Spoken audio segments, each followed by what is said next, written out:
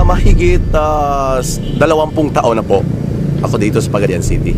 Ang Pagadian City, siya ay isang magandang lugar na ideal place para sa akin.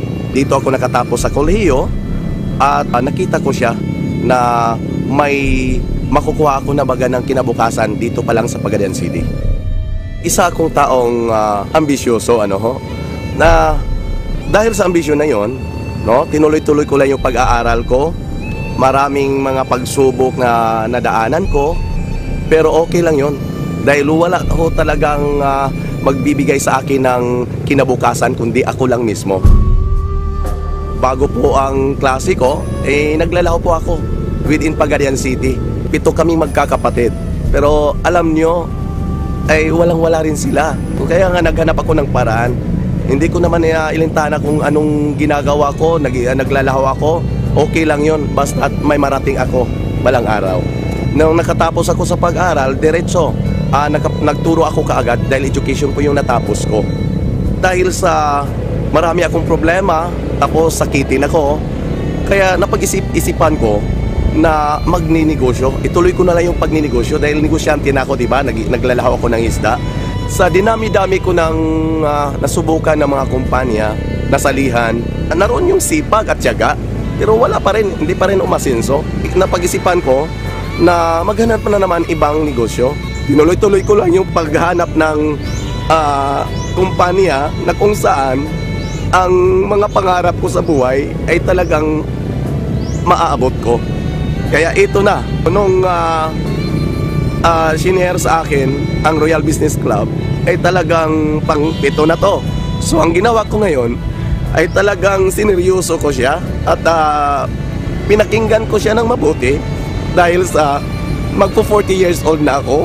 Sabi ko, paano na lang itong pangarap ko? Patanda na ako at 8 negosyo na, hindi ko pa nakuha yung pangarap ko. Kaya ngayon, hindi ako nag-atubili sa 6 na negosyo na napasukan ko. Yung pang-6 na negosyo, ang bahay ko at lupa ang itinaya ko. Naging puhunan ko sa negosyo na yon. Bagkus failure pa rin ako. Munti nga ako magpagkamatay dahil para bang na lang ang buhay ko. Wala na akong bahay. Kaya paano na lang ito? Hindi alam ng ibang tao na talagang nag-suicide na sana ako.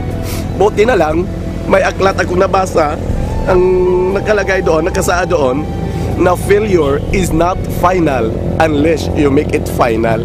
Kaya natauhan ako, lalong-lalo na sa ngayon. May inintrust po ang Panginoon sa akin na bata. 6 months pa lang siya sa akin, binigay sa akin. Yun ang pangarap ko, nabigyan ko siya ng kinabukasan. Yun ang nagtulak kung bakit sinalihan ko kaagad. Nagbabaka sakaling, yun na. Sabi ko, umpisahan ko na to dito sa Pagadian. Hindi nagtagal, nagulat na lang ako dahil napasama ako sa 36 na inaward doon sa Skydome as one of the executive circle. Isa ito sa pagmamalaki ko sa buong buhay ko. Dahil kahit paano, bago pa man ako sa industriya, sa kumpanyang Royal Business Club, pero nakuha ko siya. Pag uwi ko naman dito, dahil weekly yung cheque, 158,000 ang sumalubong sa akin. Kung ano yung nakita ko sa umpisa sa Royal, na talagang ang lahat transparent. Hanggang ngayon, pinatunayan niya. No, diba? Kawi-withdraw ko lang ng cheque ko. 80 plus ngayon. Pero, hindi pa ubos. Ito, isang account pa lang to na binuksan ko ngayon. Kanina, 13,000. Ngayon, nag-22,000 na naman siya. Sa loob ng 1 taon at 2 buwan, eto, resulta na kagad. Nabili ko yung bagong Ford Fiesta High-End na siyang ginagamit ko ngayon sa paghahatid ng mga produkto at sa packages para mas lalong maservisyohan ko yung mga taong naniwala po sa Royal. Kung wala talaga ang Royal, ay hindi ko talaga ito maranasan. Kasi sabi ko sa buong buhay ko, kung wala ako sa Royal, yung mga pangarap ko ay nakalibing pa rin. Pero ngayon, nahukay ko na. Kaya sabi ko sa aking sarili, kung ano man yung failures na naranasan ko noon, yun ay bahagi ng aking istorya sa buhay ko. No? Na paano ko naabot to? Dahil po sa mga failures. Kaya ako rin ay nagpapasalamat sa mga failures na yon. Nabigo man ako ng ilang bisis, pero may purpose pa rin. Dahil ito ako ngayon. Sa umpisa, dahil wala talaga ako. The moment na kukuha ako o kay maraming bibili sa akin ng mga packages, pinupuntahan ko talaga ang branch. Ayan, wala akong tulog. Kasi pag pumupunta ako ng branch, mga siguro 8 oras bago ko marating yung branch. Pagkuha ko ng mga produkto o kay mga packages doon sa branch, talagang doon na ako. Kung saan ako naabutan ng gabi, doon na talaga ako natulog.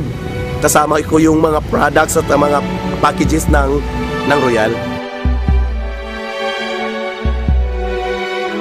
Pagkatapos, pagdating ko dito sa Pagayan City, inihatid ko yung mga packages, yung mga lahat na nag-member ng Royal sa kanilang mga bahay. Yun po ang ginagawa ko.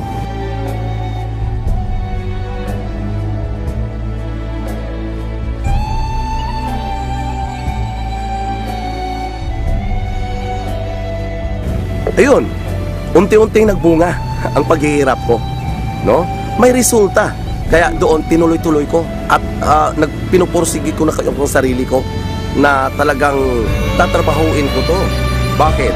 Dahil sa ang lahat ng resulta sa ginagawa ko ngayon sa Royal ay hindi po ibang tao ang nakikinabang. Pamilya ko unang una.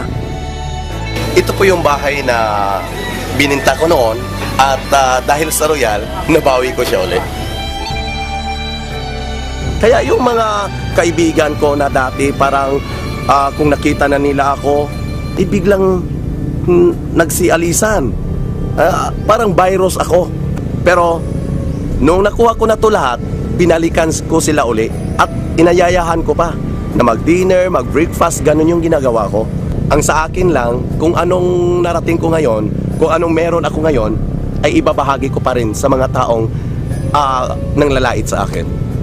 Okay, nandito tayo sa Highway 10 ngayon. Dito sa Pagayan, isa din itong establishment na kung saan dinadayo ng mga tao. Kung isa sa may-ari dito ay royalista na rin. Ito, may mga produkto ng Royal. Talagang pinagmalaki namin.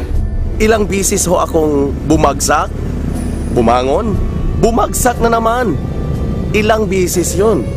Pero alam nyo, ang sabi doon, nakasaad doon sa sulat ni Douglas MacArthur na in this world we live, there is no security but only opportunity.